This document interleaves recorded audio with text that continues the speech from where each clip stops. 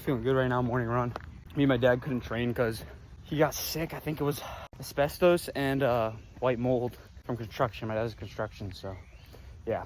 Throwing up his brains, like literally throwing his brains up all night. And I was like, I wake up and, you know, I asked my dad, hey, are you all right? Like, you want to take a rest day? And he's like, no, we're good. Just give me a second. And I hear like, yeah, like literally his guts coming out of him. And I'm like, are you sure you're good? And then he's like, yeah, I'm good. Just give me a couple minutes. He goes back into his bed and lays. And I'm like, we're going to have to fucking take a rest day, puppy. You got to know when it's too much. You know, there's times to rest. I preach doing something daily when you can, you know. Just break a sweat every day. That's at least it, right? You know, go on a run, even go on a hot walk, go in the sauna.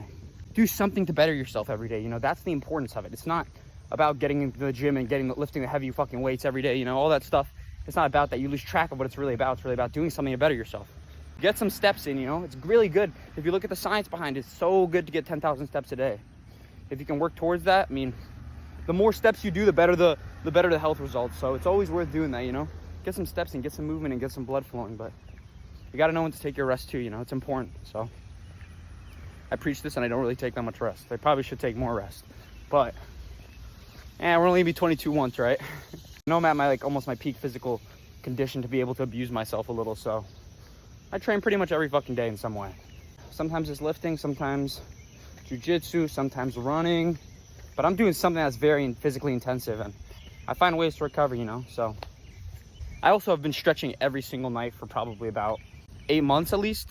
I started because I was dealing with jiu-jitsu injuries, but now every single night I stretch 15 minutes, and then I do the massage gun for recovery too. So recovery is definitely one of my important things. And on top of that, you know what else is there for recovery? Fucking diet.